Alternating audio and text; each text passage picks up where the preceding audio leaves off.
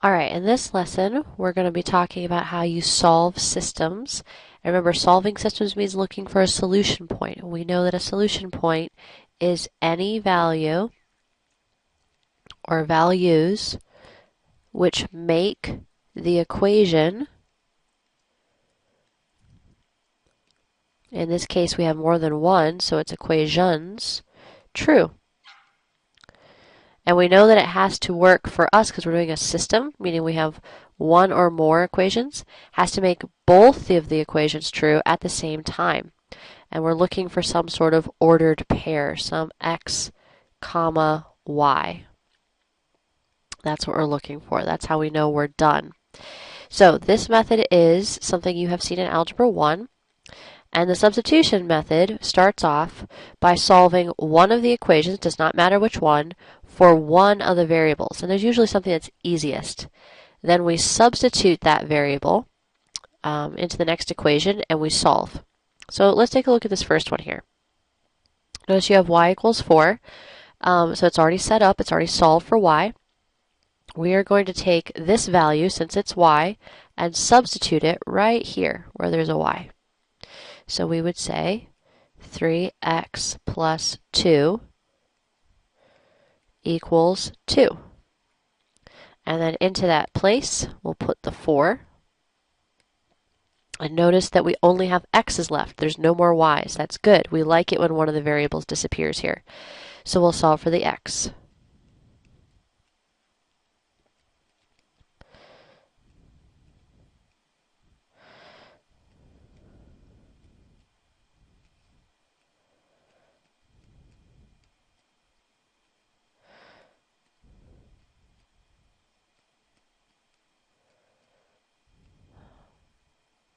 So we get x equals -2.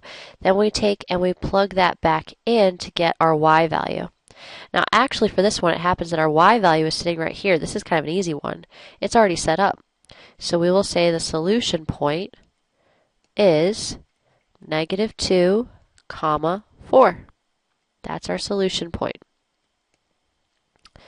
Now we want to take this and we want to check it to make sure it works. So we would take the -2 and the 4, we plug them in. So 3 times -2 plus 2 times 4.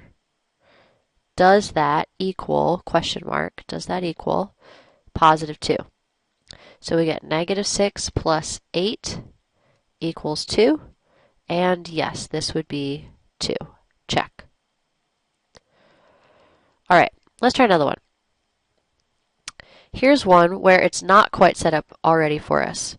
We want to look for what's easiest. So what variable has no other numbers in front of it is usually easiest. And do you see how this guy here has nothing else in front of him? He just has a little negative. It would be nice if we could solve for him. So take this over. Let's do some work with him.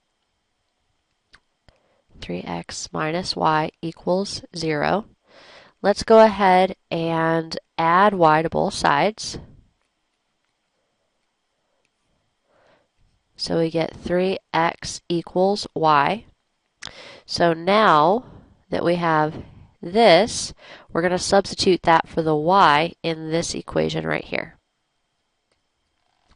So we will say 4x plus 3 equals 26.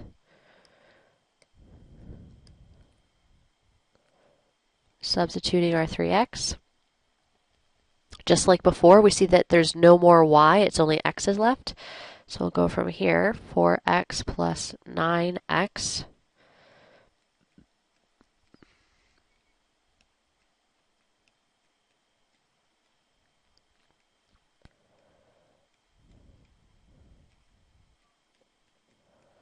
So we get x equals 2.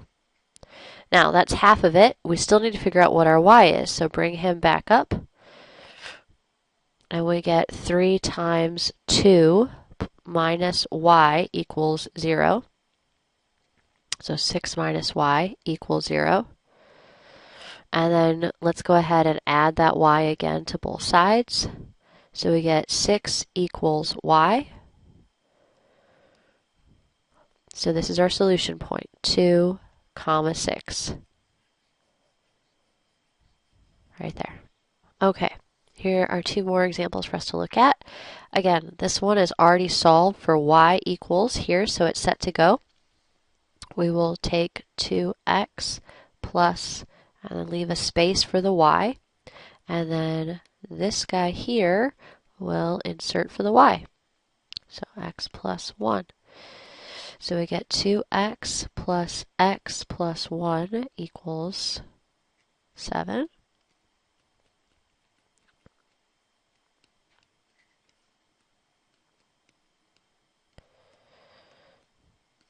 So we get that x equals 2. Take and plug this back into one of the originals. Again, it does not matter which one you use. You'll get the same y. So let's just use that top one since it's right there. We get that y equals 3. So our solution point is 2, 3. Now, so far we've been seeing ones that come out with nice numbers. This is not always the case. So for example, here's one where we're going to have to figure out what to isolate. Again, choose what's easiest. Notice how this x is by himself up there. So we're going to solve for him. Take x plus 3y equals 12. Let's move that 3y over.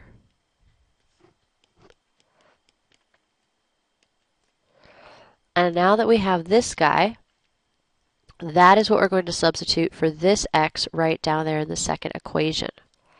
So we get negative 2 space plus 4y equals 9.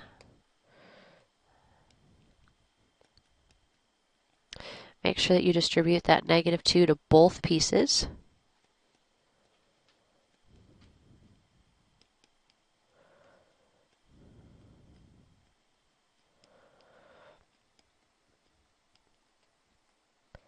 And then for this one, notice that we end up getting a fraction. We end up getting y equals 33 over 10, or if we do our calculator, this comes out to be 3.3 exactly. Now, if you get fractions, it's always a good idea to leave it as a fraction. The only time you should turn it into a decimal for these problems is if it actually stops. If you get something that has a repeating bar above it, that's going to be really tricky for us to plug back into another equation. So either leave it as a fraction, or if it terminates, it actually stops, you can keep it as a decimal. So there's this piece. Let's go ahead and let's plug that in to get our x. So we have x equals negative 3.3 plus 12.